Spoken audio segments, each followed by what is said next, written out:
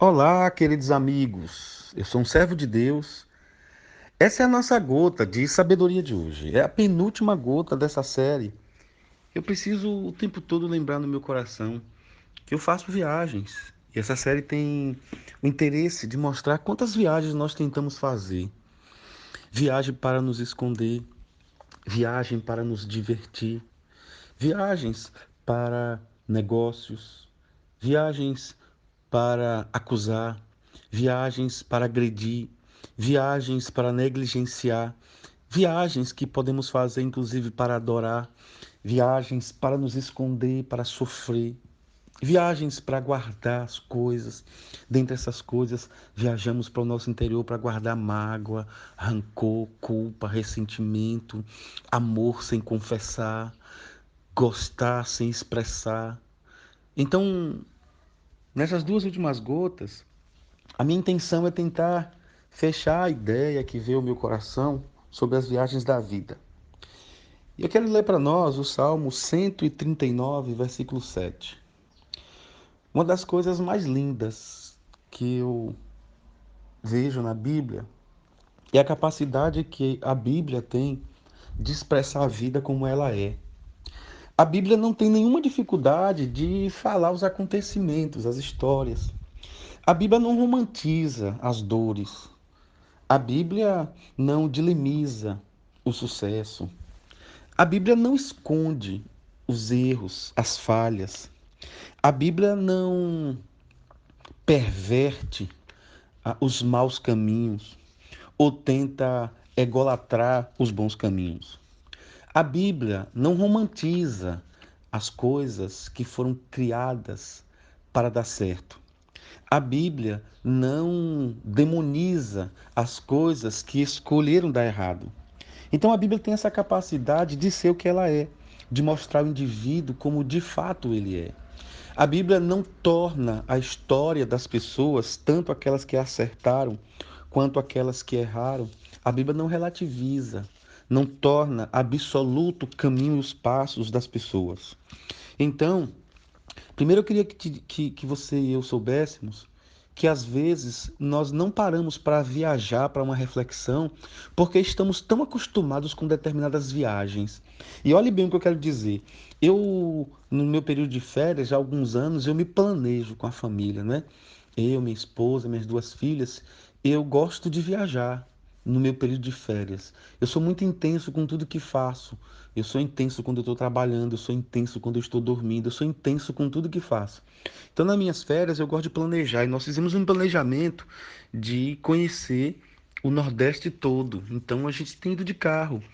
É, Nós morávamos em Salvador, então fomos conhecer Aracaju, Maceió. Foi muito bom conhecer o Sergipe, outras cidades, Alagoas, outras cidades também, o Pernambuco, Recife, outras cidades, Alagoas, Rio Grande do Norte. Fomos também o ano passado a Fortaleza, e outras, umas duas ou três cidades do Ceará. Então Deus tem dado graça para isso.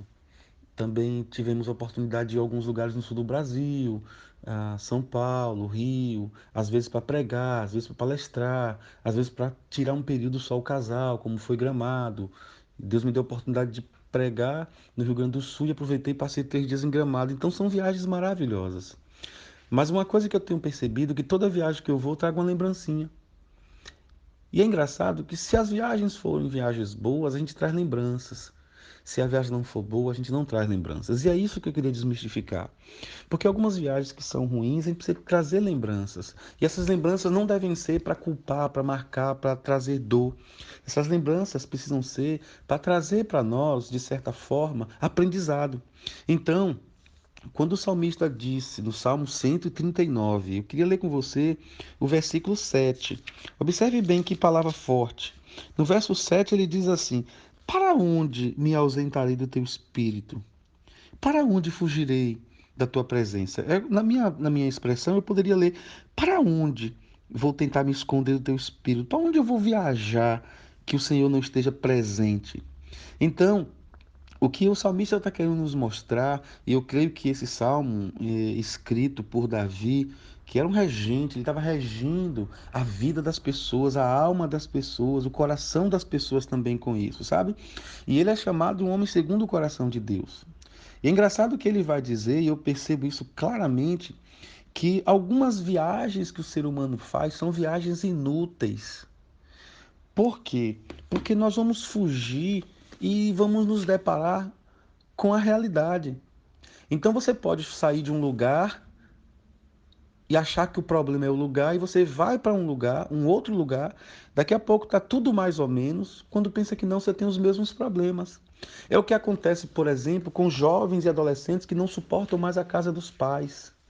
E eles acham que os pais são isso, que os pais são aquilo, e vão querer criar asas e voar.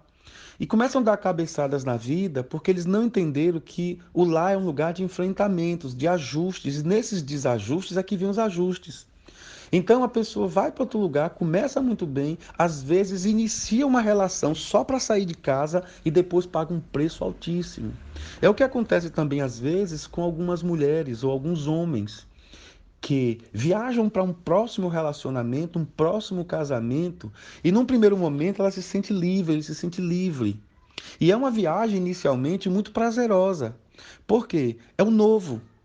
Daqui a pouco ela se vê embutida nos mesmos problemas, ele se vê imerso nos mesmos problemas e o pior, problemas novos surgem. Porque o outro problema, pelo menos já conhecia, ela já tinha atalhos. Então, na viagem que nós devemos fazer, eu queria que você e eu soubéssemos que nós precisamos viajar para voltarmos melhores. Não adianta fazer viagem para se esconder, porque você volta com culpa e com uma inadequação absurda. Precisamos viajar e nessa viagem trazer lembranças. Lembranças das dores? Sim, para o aprendizado. Lembranças das alegrias? Sim, para manter viva a chama. Que Deus abençoe a sua vida, que o Espírito Santo renove o seu coração, a sua mente e que você viaje sempre nas graças e na presença de Deus, em nome de Jesus, tá bom? Fiquem com Deus, um grande abraço.